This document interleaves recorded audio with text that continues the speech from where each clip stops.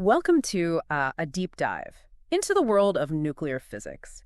We're talking about scientists getting closer than ever to actually creating new elements, like super heavy ones. And you know these elements.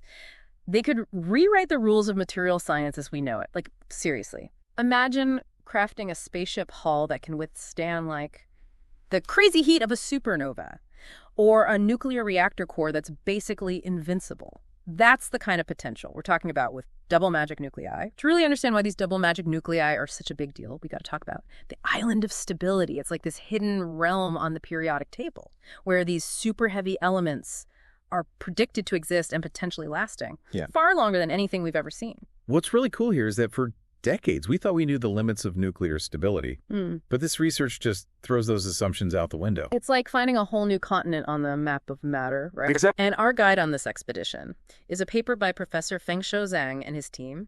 It's called Possibility of Reaching the Predicted Center of the Island of Stability via the Radioactive Beam-Induced Fusion Reactions. And it lays out a potential roadmap for actually creating these nuclei in the lab. So first things first. What makes double magic nuclei so special? I mean, they're super heavy, yeah, but what gives them this extraordinary stability?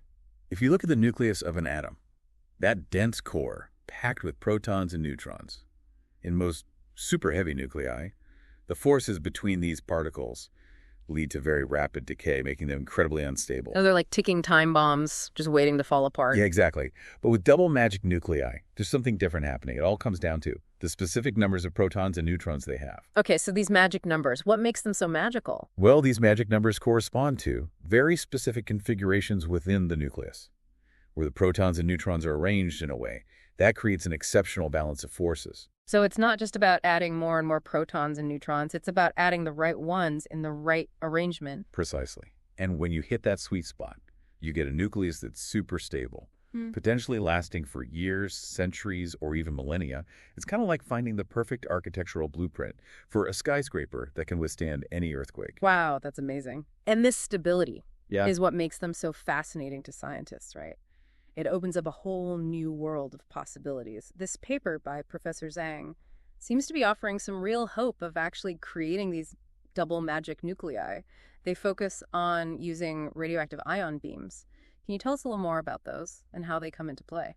You can think of radioactive ion beams as highly specialized particle accelerators. They allow scientists to create these beams of very specific radioactive isotopes, atoms with different numbers of neutrons, and then slam them into a target material at incredibly high speeds. So they're essentially aiming these radioactive beams with pinpoint accuracy, hoping to trigger a fusion reaction that births a whole new element. That sounds super challenging. Oh, it is. It's like trying to thread a needle while riding a roller coaster. But on an atomic scale, one wrong move and your chances of creating a double magic nucleus just vanish. And stakes are pretty high here, right, if they get it right. We could be talking materials with properties we can barely even imagine. Professor Zhang's team highlights one specific reaction that seems particularly promising, using a calcium isotope and a plutonium target. To create the nucleus, Fl-298, what makes this reaction stand out? What's interesting about this specific reaction is that both calcium and plutonium have isotopes with some of those magic numbers we talked about. So by carefully selecting the right isotopes and really fine-tuning the collision energy, scientists can increase the likelihood of creating a nucleus with the right combination of protons and neutrons for that exceptional stability. So it's kind of like finding the perfect recipe of ingredients and cooking conditions, so to speak. But what are some of the major hurdles they face in making this reaction work? I mean, we're talking about manipulating atoms here. Absolutely. One of the biggest challenges is just the sheer precision required. We're talking about controlling beams of atoms with incredible accuracy and timing. So it's like trying to orchestrate a perfectly timed fireworks display, but on an atomic scale? Exactly. And then there's the materials themselves. Working with radioactive isotopes is inherently dangerous. It requires highly specialized facilities and very meticulous safety protocols. Plus, you need to have a deep understanding of the nuclear forces at play, right? Oh, of course. This isn't just about smashing atoms together and hoping for the best. You need to understand the delicate balance of forces within the nucleus to predict how these super heavy elements will behave. This is where their research gets really fascinating. They've been using something called the dinuclear system model, or DNS, to predict the outcome of these reactions. Can you tell us more about how this model works and why it's so important? The DNS model is a powerful computational tool that allows scientists to simulate these nuclear reactions in a virtual environment. They can input different parameters, the types of isotopes, the collision energy, and so on. And the model predicts the likelihood of fusion and the potential properties of the new element. So it's like a virtual proving ground for these experiments, allowing them to test out different scenarios before they actually go through the effort and risk of creating these reactions in the lab. Exactly. And it's been incredibly successful. The DNS model has been able to accurately reproduce the results of previous fusion experiments, which gives scientists confidence in its predictive power. For these more ambitious endeavors, It sounds like they're really pushing the boundaries of what's possible with this research. But before we get too carried away with the science, let's take a moment to really appreciate what's at stake here. We're talking about potentially creating entirely new elements. Elements that could revolutionize everything, from material science to medicine to energy production. And with that, we'll continue this deep dive in just a moment. Stay tuned. We'll be right back. Welcome back. Before the break, we were talking about scientists creating brand new elements with incredible stability, double magic nuclei. And you might be thinking, okay, cool new elements, but what could we actually do with them? yeah, that's a big question. Well, get ready to have your mind blown, because the potential applications of these super heavy elements are absolutely staggering. We could be talking about like a whole new era of material science. Imagine substances Wow. with unheard of strength and durability, Yes. able to withstand like extreme temperatures, radiation and pressures. That would just crumple any material we know today. So like spaceships that could fly through a supernova unscathed, buildings that can withstand even the most powerful earthquakes. Exactly. The possibilities are pretty much endless. And it's not just about strength either.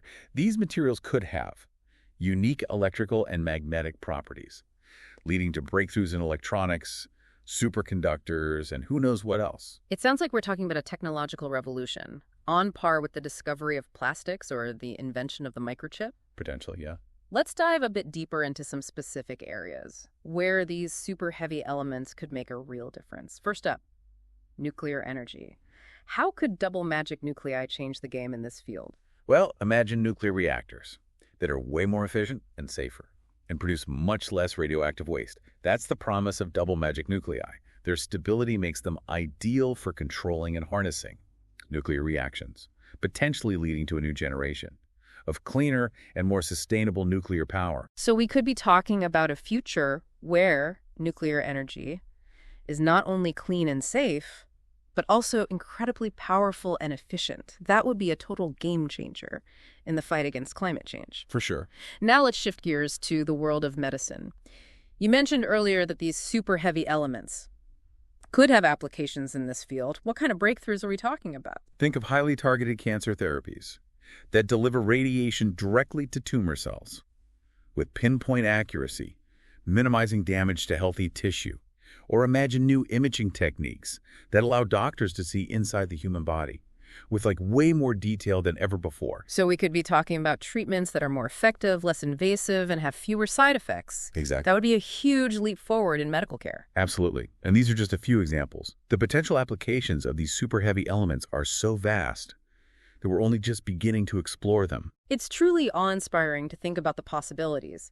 But let's be realistic for a second. As with any cutting-edge scientific endeavor, there are bound to be challenges and setbacks along the way.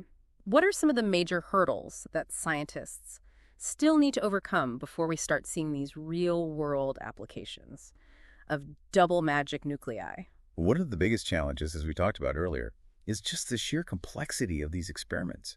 Creating and controlling these super heavy nuclei requires like an incredible level of precision, sophisticated technology, and a deep understanding of nuclear physics. It's a field that demands both intellectual brilliance and a lot of tenacity. And I imagine access to resources plays a big role as well, right? This kind of research doesn't come cheap. Oh, you're absolutely right. Building and maintaining the facilities and equipment and the expertise needed to conduct these experiments requires significant financial investment. So we're not just talking about scientific challenges, but also economic and logistical ones as well. Yeah, exactly. And then there's also the issue of time. Scientific breakthroughs don't happen overnight. It often takes years, even decades, of dedicated research to really understand and harness the potential of these super heavy elements. It's a marathon, not a sprint. But as you said earlier, the The potential rewards are so vast that it seems like a race worth running. Definitely. Now, I want to kind of shift gears a bit and talk about the philosophical implications of this research, creating entirely new elements, manipulating matter at its most fundamental level. It's almost like playing God, isn't it? It's definitely a thought-provoking endeavor. As we delve deeper into the mysteries of the atom, we're not just expanding our scientific knowledge, but also grappling with profound questions about the nature of reality, the limits of human ingenuity, Yeah. and really our place in the grand scheme of things. It makes you realize that we're still just scratching the surface of what's possible. Who knows what other wonders are out there waiting to be discovered in the vast universe of the ultra-small. It's exciting to think about. Before we wrap up this deep dive, I want to circle back to the island of stability. This concept has captivated the imagination of scientists for decades. But what are the chances that we'll actually reach it? Is it just a theoretical dream? Or is there a real possibility of discovering these long-lived, super heavy elements? The island of stability has been a tantalizing goal for nuclear physicists for a long time. While it still remains a theoretical concept, recent experimental results and advancements in computational models have given scientists renewed hope that it might not just be a pipe dream. So we're not there yet, but the journey is well underway. And the destination seems more attainable than ever before. Exactly. With each experiment, with each new piece of data, we're getting closer to understanding the forces that govern nuclear stability and unlocking the secrets of these elusive, super heavy elements. It's a journey filled with challenges and uncertainties for sure, but also with the promise of incredible discoveries and the potential to reshape our understanding of the universe and our place within it. Welcome back. We've been exploring the frontier of nuclear physics, where scientists are pushing the boundaries of what's possible, potentially creating entirely new elements with these really astounding properties. But as we venture into this, uncharted territory, it's really important to consider the ethical implications of wielding such power. The ability to manipulate matter at its most fundamental level raises some pretty serious questions. Yeah, you're absolutely right. With any scientific advancement, especially one with the potential to reshape our world as dramatically as this, we have a responsibility to carefully consider the potential consequences. So what are some of the ethical considerations that come into play when we're talking about creating and harnessing the power of these super heavy elements? One major concern is the potential for unintended consequences, as we've discussed. We're dealing with forces and materials that are incredibly powerful and not yet fully understood, so there's always a risk of unforeseen outcomes, accidents, or even misuse. It's like opening Pandora's box.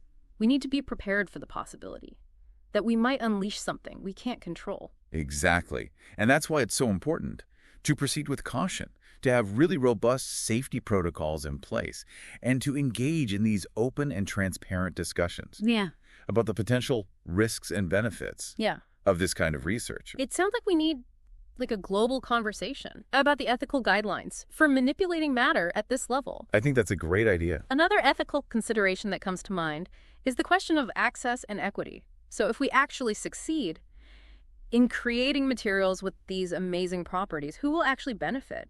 Will these advancements be shared for the good of all humanity, or will they be controlled by a select few?